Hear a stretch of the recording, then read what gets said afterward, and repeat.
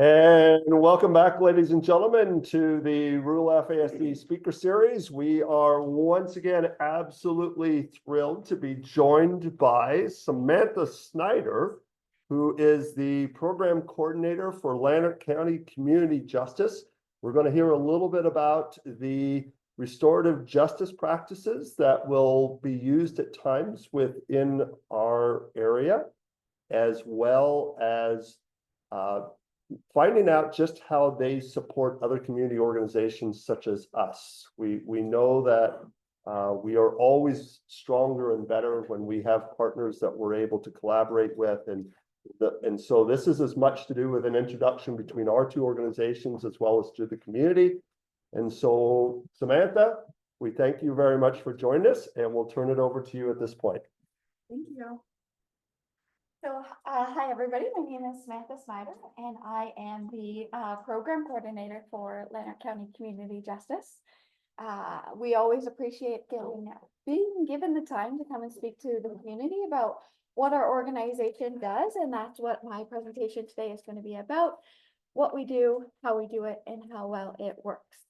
So at Community Justice, our vision is for our community to embrace restorative practices, to repair harm, build community, and strengthen relationships. And so we work through an approach called restorative justice.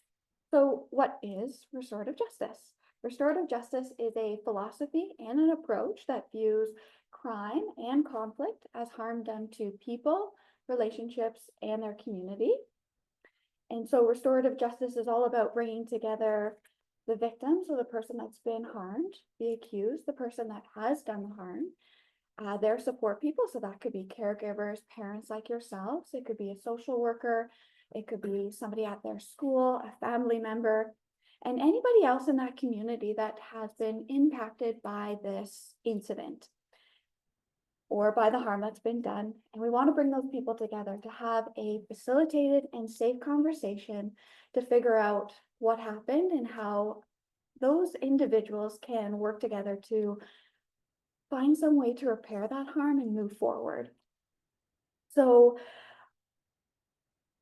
I learn best through example. So one example of a crime or an incident that could happen in our community that has happened would be such a case as Mischief, where there was, say, racist graffiti spray painted on a public building. So who's been affected by those actions? One, the person who did the spray painting, which most likely will be caught because there's cameras everywhere these days. It's going to affect their parents, their caregivers, their family system as a whole.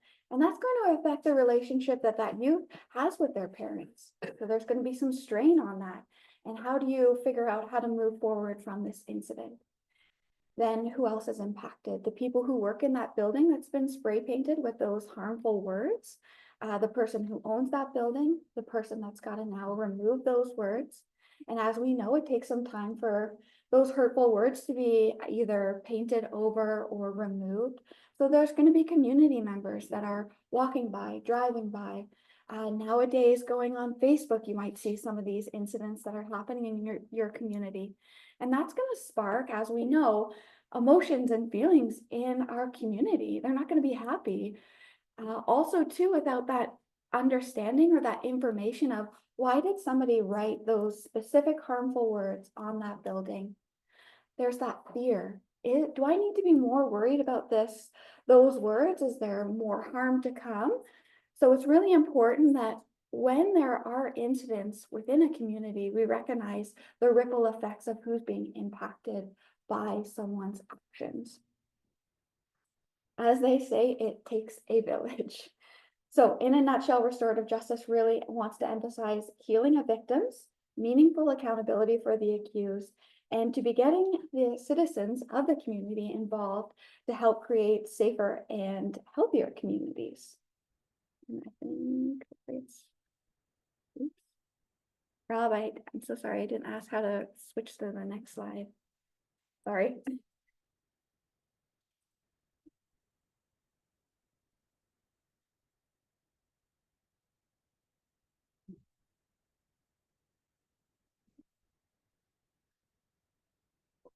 Okay, perfect. So I'm going to talk a little bit about our programs. So our court diversion program, that's the one that I coordinate. So it is a restorative justice alternative to going through the traditional justice system. I've got many slides on that in the next little bit, but essentially my elevator pitch of what this program is for is we want to be bringing all the people that were directly involved, impacted, or harmed by an incident that usually involves the police, along with their support people, and get those people to have a meeting, what we call a community justice forum, to discuss the 5 restorative justice questions. So we want those people to be able to share, but also listen to each perspective of what happened, who's been impacted, what people were thinking at the time, what they thought about since, and how those people can work together to come up with some ways for the accused to be held accountable and repair that harm that they have caused. Those terms, so for example, the terms that could go into a community justice agreement that the accused would need to do could be a verbal letter of apology. It could be doing community service hours. It could be attending counseling, anger management. But it's that opportunity for those people who've been affected to work through that together and make sure that what that accused is going to be doing to repair the harm is centered on what they actually did. What was the crime or the incident that actually occurred?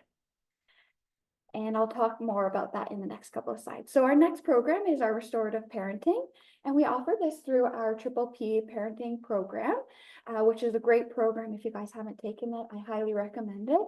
And we offer this course about 2 to 3 times per year. And since COVID, it's been a 4-week online interactive session for parents and caregivers to learn more about.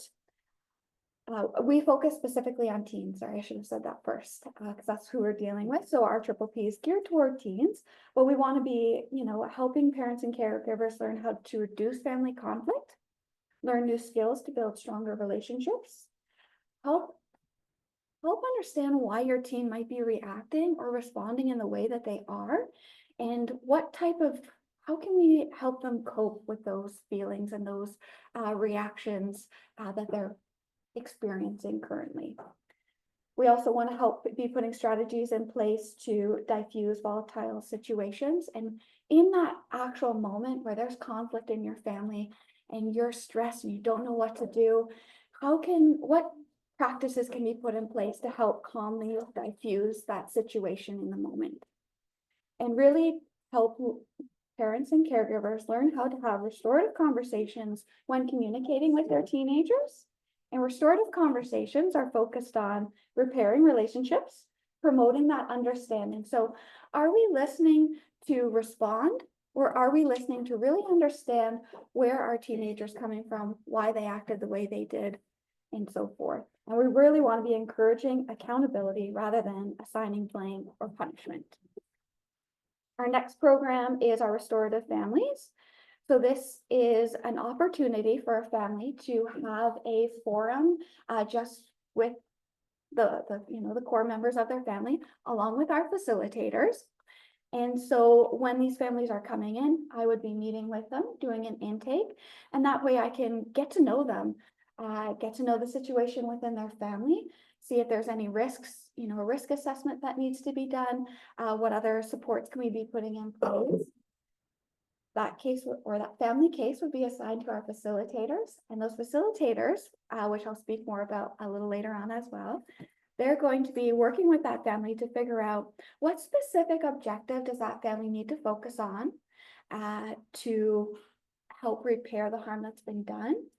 And so it's important to mention that this program the aim is not for full reconciliation. We really want to be focusing on that one specific objective. Maybe it was a specific conflict that happened within the family, and we just kind of want to zero in on one spot or one incident and be able to kind of go from there rather than focusing on all the different kind of layers. It's easier just to break it down. Let's start here, and then we can go from there. And what comes out of that family meeting is an agreement, and that's on what needs to happen to make those relationships better moving forward. So really focusing on repairing that relationship. Next, we have our restorative practice for educators training. Unfortunately, this program is not running currently. We didn't receive funding to continue it, but when it was running, it was a free monthly course for educators as well as support staff in the Upper Canada District School Board of Eastern Ontario, as well as the Catholic District School Board of Eastern Ontario. And these educators and support staff were learning about how to build restorative schools and classrooms, how to actually run a restorative circle in their classroom, and practical guidance and mentorship for classroom management.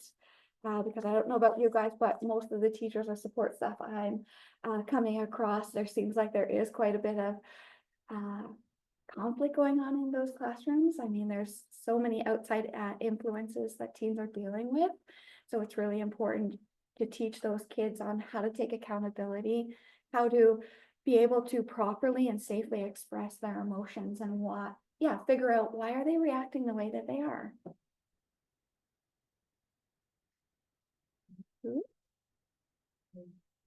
So this is, the next couple of slides are about our court diversion program. So this is my forte and I could talk a fair bit about this. But so how does this program work? So we're getting referrals from the police, and those referrals are coming in as a pre-charge. And what that means is there's been an incident, the police are involved, and instead of the police actually laying a charge against the individual, they're saying, if you can go and do this diversion program, then we will not lay that charge against you. We get referrals from the Crown Attorney's Office, so those are coming in as post charges. That's when a charge has actually been laid against the individual and they're going through the court system, and it's the Crown Attorney, or sometimes it's lawyers as well that are pushing for this case to be diverted. And we also receive referrals from the community, mainly R&J Youth Services, who also run a diversion program.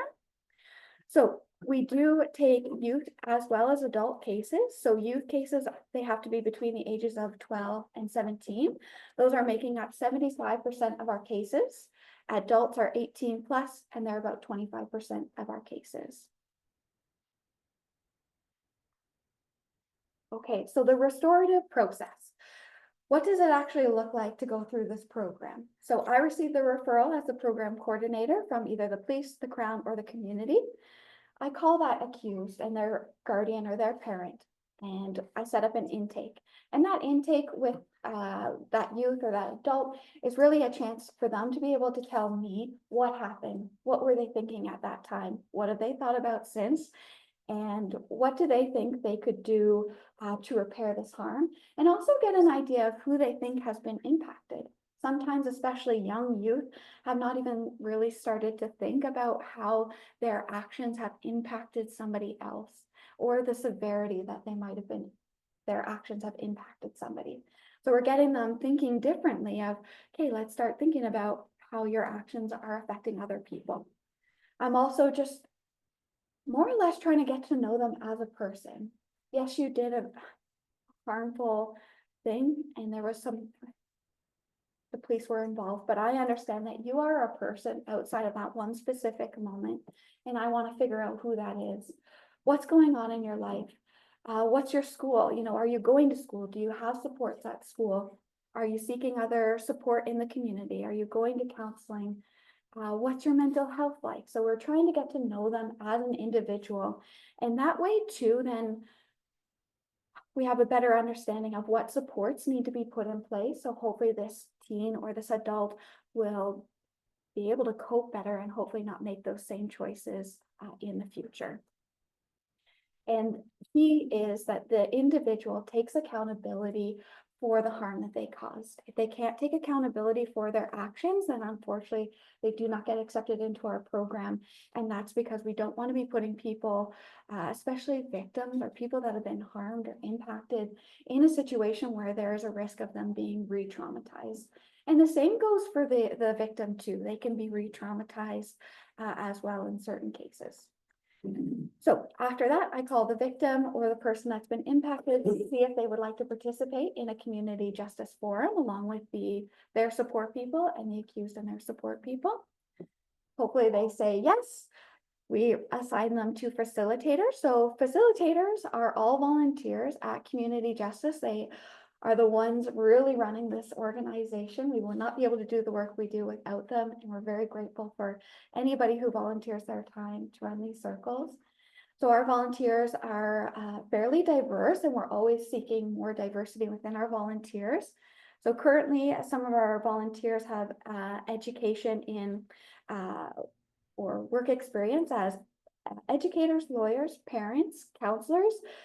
Some of them might have actually gone through our program, and we have quite a few people going or working in the legal professions as well. So 3 facilitators need to work on one case. We need a lead facilitator, a co-lead facilitator, and an observer. And so that lead and that co-facilitator are going to be meeting with the participants and their support people to do a pre-forum interview. And that's really just a chance for those people to meet, begin to build a little bit of rapport, and essentially just prepare these people for what it's going to be like to go into a meeting where you're sitting across from the person that you harmed. And you're sitting across from the person that harmed you. It's not an easy thing to do. There's a lot of emotion that comes with that.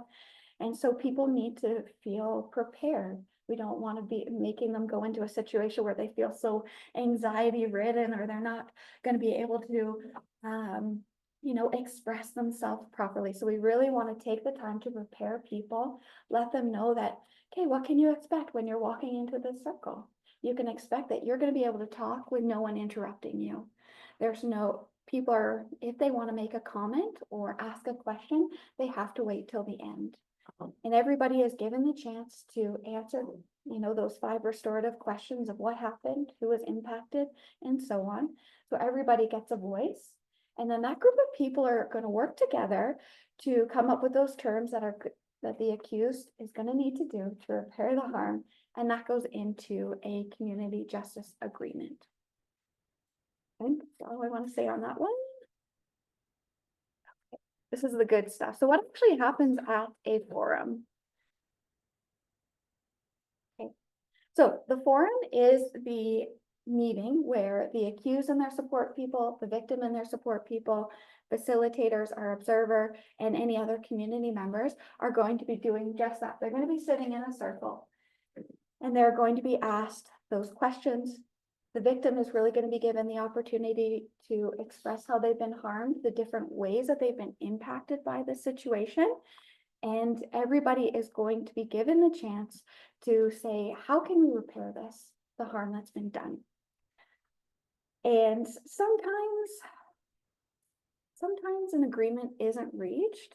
People can't decide that this is specifically how we want to handle this situation. Thankfully, from my experience so far, that has not been the case. Usually we are able to get to an agreement. And I think that has a lot to do with the preparation work that goes in there. So we have a good understanding of what people are wanting to come out of this meeting. And that helps, just have a clear focus of this is going to be the end goal. And so once that agreement is, we've reached consensus, the agreement is printed out, all participants will sign that community justice agreement. It will become a legally binding agreement. It will then come back to myself, and I monitor to make sure that that accused is actually doing the terms of their agreements or holding them accountable and making sure that they are successful. And say if there were, that accused was having some trouble finding community service hours or needs a bit more or motivation, I guess, essentially, I'm there to kind of step in and make sure that they are successful in that. And if they are successful in completing their agreement, then I get to go back to the police, if that's where it was referred from, let them know they were successful, and that charge will not be laid against that individual. And the same goes for if it was referred by the courts, that charge is going to either be withdrawn or stayed. So that individual who did the harm is not going to have a criminal record. And we'll talk about more of the benefit of that in the next couple of slides. So just to provide kind of an example of what a forum can look like, I got to observe a forum. This was a couple of days after I actually started as the program coordinator, which was back in March of last year. So I'm still fairly new. But this was a case of a youth who was having some mental health struggles, like I'd say pretty bad. And this youth destroyed a fair bit of property to a local business. And they were able to get the owner of that business to come and participate in a forum. And this owner was running a little bit behind, and the facilitators, I mean, we were there and we were looking at this youth, and you could just see them kind of start wrapping their sweater around them, arms are crossed, kind of sitting farther back or slumping down in their seat. You could just see they were really uncomfortable. And so I think that just goes to show that it's not, people can often think that restorative justice is kind of like a get out of jail free.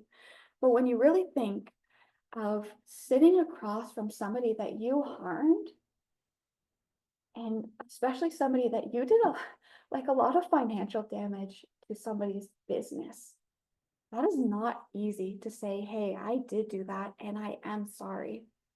How can I repair some of that harm?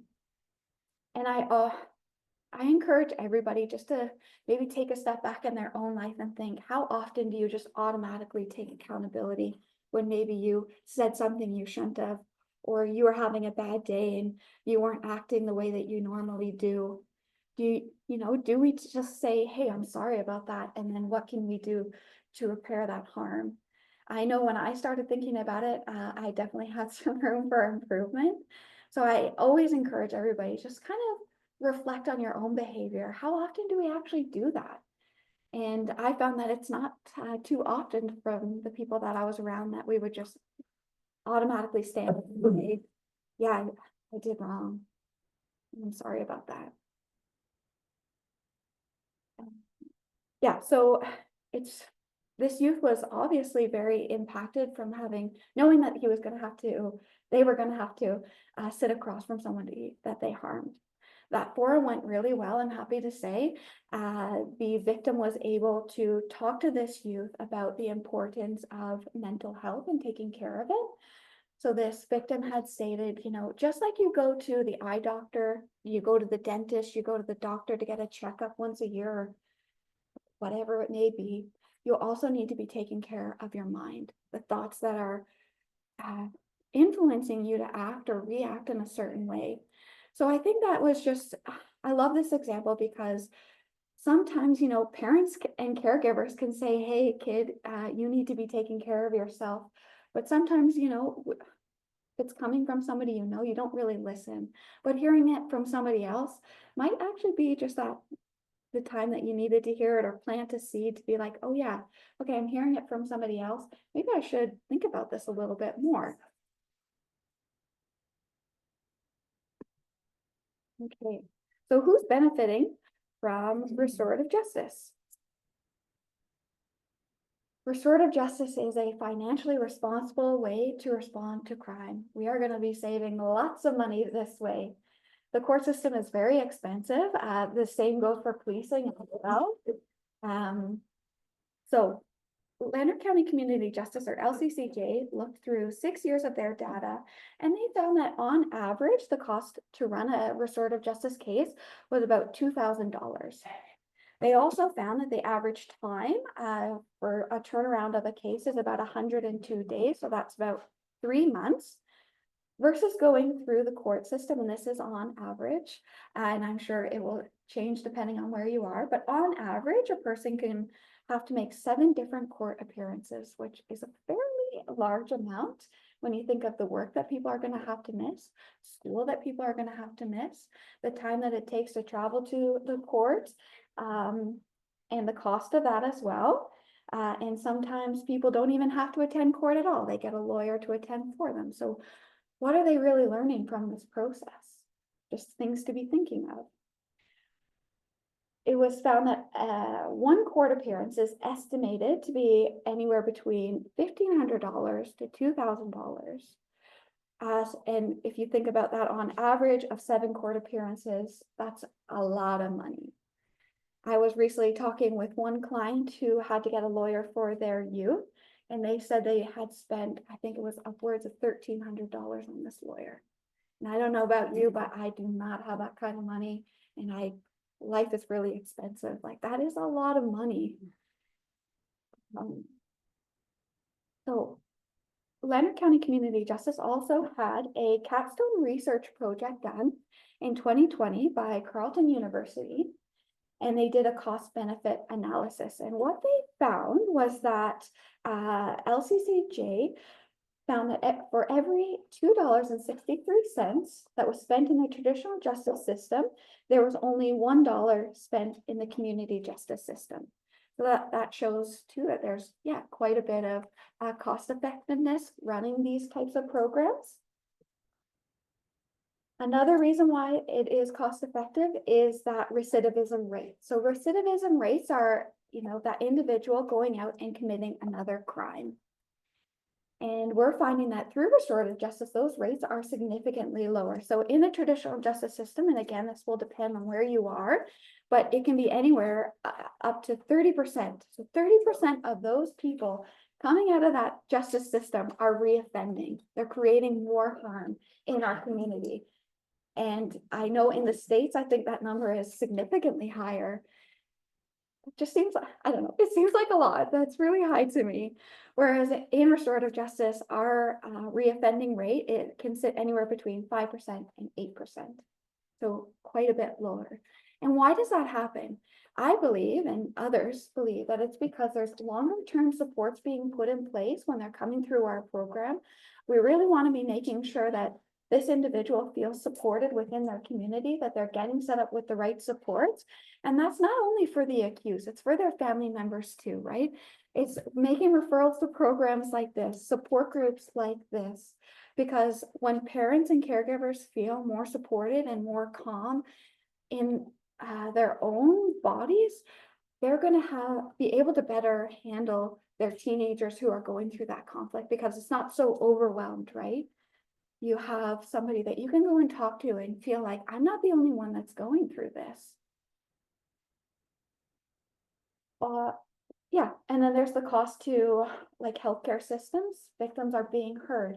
They're getting the information they need to feel less scared. They have more security because they're getting the answers to why this harm happened to them, which means they're probably not going to be going to as much counseling.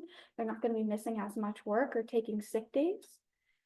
Then when it comes to benefiting in the accused and the victims, the accused won't have a criminal record. They're not going to feel so labeled or stigmatized. They have a better understanding of the impact of their actions, which, in some cases, that actually could be the first time that they're ever really being told to sit down, think, how is you reacting and responding to a situation this way affecting somebody else? We think that that's commonplace, but sometimes it's not in households. And that's probably because people weren't taught that way, right? So they're they're being able to apologize to their victims. And hopefully now that they're being asked to take accountability, maybe they'll be able to do that in the future as well. Then there's that reconciliation and hopefully some forgiveness as a result of that. Victims and survivors, they're having a voice. They're getting to say, this happened to me, and this is how I think that it should be resolved. So when they get those answers, they're not going to, hopefully they won't feel so traumatized. Yeah, they're getting those answers, questions answered. Sometimes they can be receiving financial compensation. They get that apology, and that all increases the feelings of safety and security.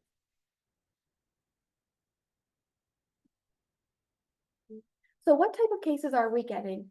The most common cases that we receive at community justice are mischief under 5,000, theft under 5,000, quite a few assaults. What other ones have I got in my time here? A couple uttering threats, intimate images being distributed without consent, which is quite interestingly, the ones I've got have been very young youth. So that's a great opportunity for them to realize this is not appropriate to do. What sort of things can we be putting in place to help you understand what consent means and what the overall impact and ripple effect of that is? There are restorative justice programs that do deal with the very most harmful crimes that happen, say such as murder or rape. really bad assault cases and such like that. We don't deal with those cases, but the seriousness of the type of offenses we are increasing, and that is something we're actively working towards, being able to take those more serious cases. And ideally, we want our cases to be coming from the police because we get them like as soon as possible. That incident can happen on this day and we get the referral later that day. So that means our approach and time, we have a timely response to that incident. And victims are getting answers to why this happened to them much quicker, rather than when they're going through the court system. It could be months after the incident has occurred that we would be getting that referral. It was also found that over the past 5 years, we are seeing an increase in offenses where those who identify as part of a minority group, such as the LGBTQ2SI plus, I think I got the acronym right, or immigrant communities are often being victimized more. And those are in forms of, like, say, the graffiti case, racist graffiti, or harassment charges as well. So just a little bit of stats from this past year. So we had 40 youth cases. 83% of those were pre-charges, 17% were post-charges. We had 16 adult cases, 75 came as pre-charges, and 25 were coming as post-charges. We had a total of 56 youth cases, both youth and adult. There was 28 forums held, 51 victims were served, and there was 13 agreements without forms. And what that means is that we would have contacted that victim. They said, you know, I don't want to get in the same room as the person that harmed me, but maybe I don't have the time, maybe just emotionally they're not ready for that. It really depends. But they did say, hey, I do want to receive some financial compensation for the damage that was done, and I'd like to see them write me a letter of apology, and I would like to see them do some community service hours.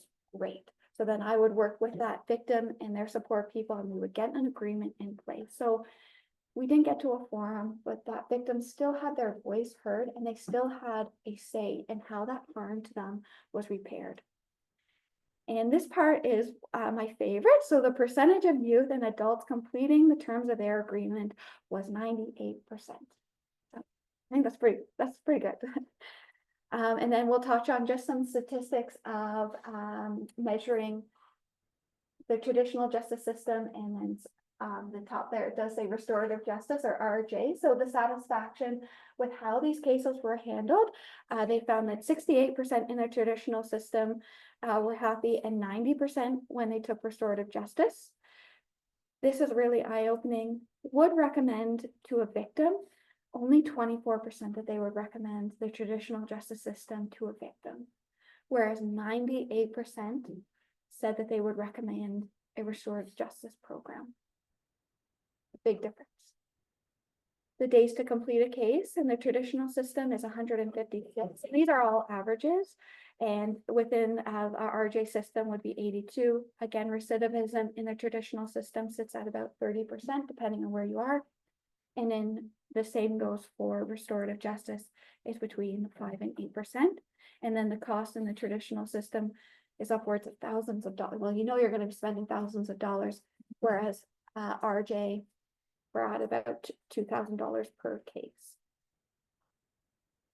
So just a bit about our resources and our funding. We are a nonprofit, so we're receiving funding from a number of different sources, but I'll just touch on kind of our main ones. So the Ministry of Children, Community and Social Services, they fund the large portion of our youth cases. We get funding from the County of Lanark and Tay Valley. Perth and District Community Foundation has sponsored us or provided funding. We receive individual donations.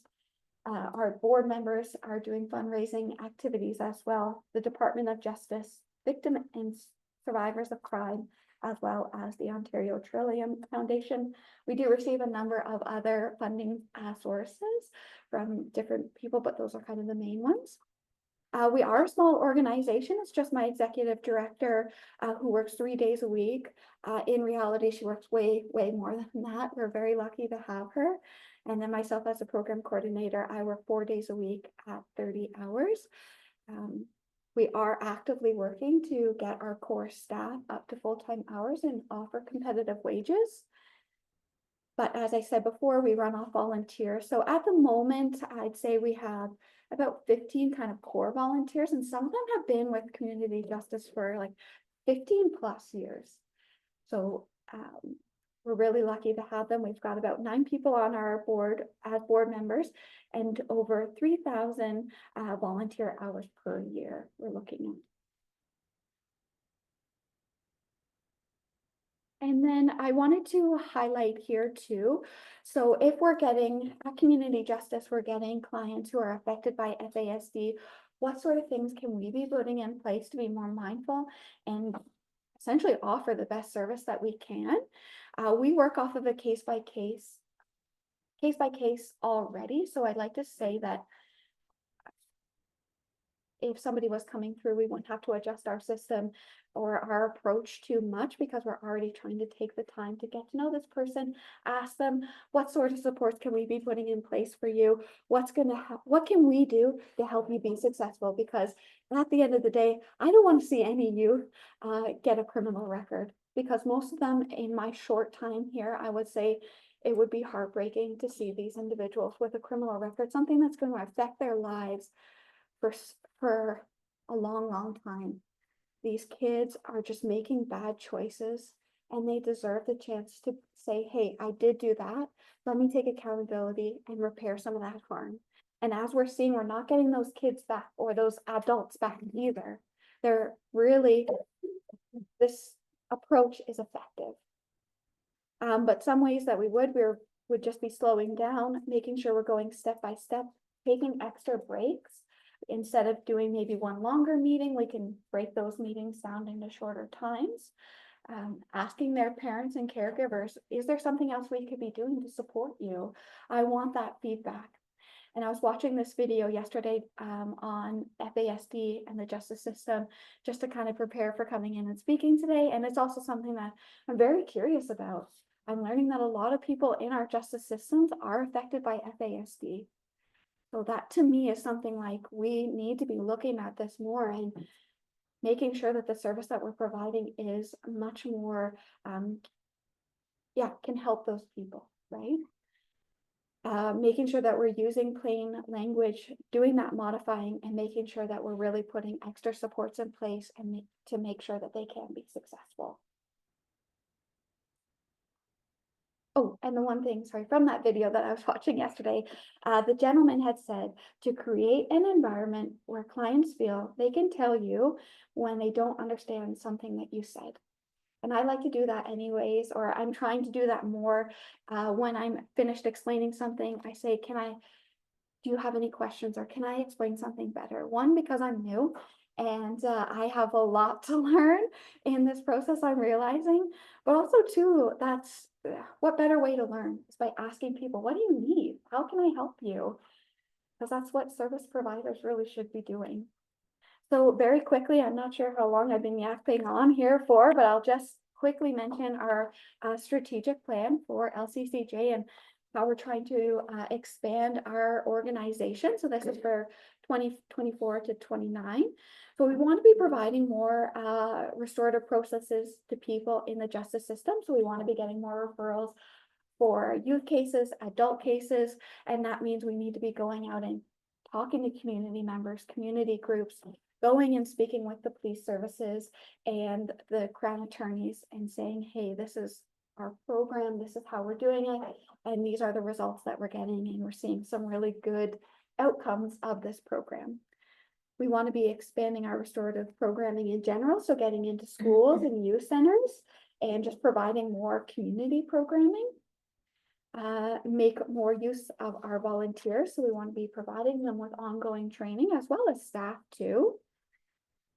Increase our financial stability. I think anybody who works in a nonprofit knows it can be quite challenging to continuously get funding. So we want to be making more efforts for that, and ways that we're going to be doing that is to develop alternative funding sources. So going to corporations, foundations, possibly looking into maybe a social enterprise such as fee for service. raise community awareness by doing more talks like this, which I'm so appreciative of.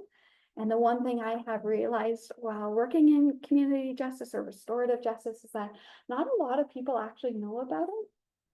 And that's why it's really important to get out and speak and just say, hey, this is an option. And just to look into it a little bit more, and then strengthen our governance. And by that, our main objectives are to diversify our board membership, as well as strengthen support for our executive director. And I think that is all I will say on that. And very lastly, how can the community help?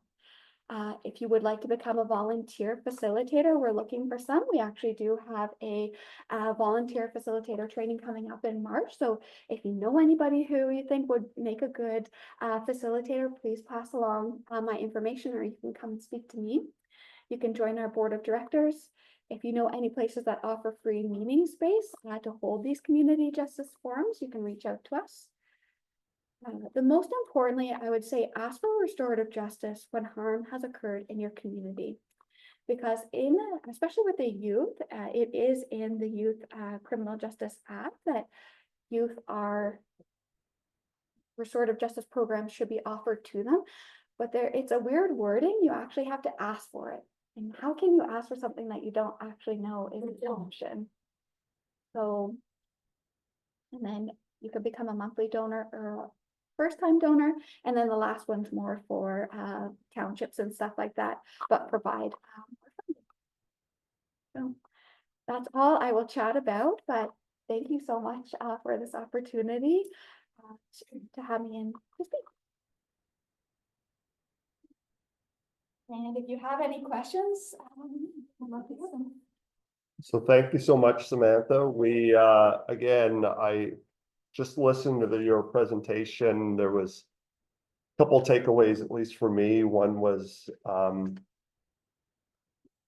really around that understanding of the recidivism, Yeah. and seeing how effective that is. That is one that we certainly understand and recognize. And so when it really speaks to the fact that the individuals have learned a new strategy. They have learned a different trajectory. They've learned a different path of how to proceed with whatever the challenge or whatever the situation was at that time.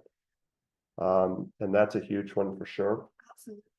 I think too, just approaching it like our whole, the way we interact is non-judgmentally. Like that's what we say. That's what I say when I do an intake.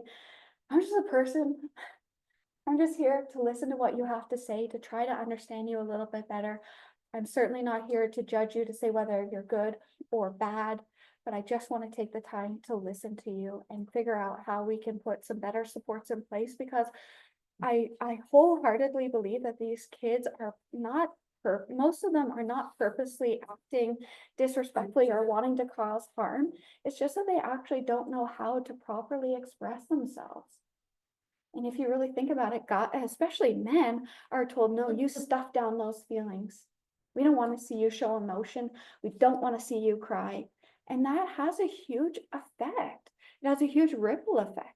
That's something I feel very passionate about. So I could go on forever, but yeah, it's not so much that these people are intentionally doing it. It's just that they don't know how to express themselves. My other takeaway as well was at the very end, it always warmed our hearts for sure when we see that people are taking into account some of the accommodations that are required for the folks that we're working with, recognizing that yes, sometimes there needs to be a different form of presentation. Sometimes there needs to be a different understanding of how we communicate. The one that we are certainly trying to get community awareness on right now is we know from a study that was just done last year that right now it's 98% of individuals living with FASD are currently undiagnosed and don't actually realize that they have it. So this crowd that you're meeting with, we actually only represent the 2%. So we know that there are multiple individuals that you are coming into contact with who do not even realize these are probably accommodations and things that they require moving forward. And so we really count on our community partners such as yourself, because we know you're certainly coming into contact with some of those folks, and to just know that this is a community option that's available to anybody, and that they can access. So I will leave with this. We always want to make sure that people know how to actually get a hold of you. So if you want to speak to the camera here, if anyone needed to contact you. Yeah, so you can go on our website. It's www.comjustice, and that's COMM justice.org. And my contact information is on there. Yeah, I think I'll leave it at that. Check out our website, and if anybody here in the room would like a business card, I have that too, and I have some brochures as well. Right, and if anyone has any questions about contact, they could contact me, and I can get in touch with Samantha or link you into. And so once again, we thank Samantha from Lanark County Community Justice for joining us here today on our speaker series. We will next month, we will likely not have our speaker series because Rural FASD will be having its annual general meeting. The public is of course always welcome to come. And once again, Samantha, thank you for joining us today. Till then, thank you for joining us. Oh, you did it right. You were out there. I just wanted to ask you. Yeah, sorry, just a quick question.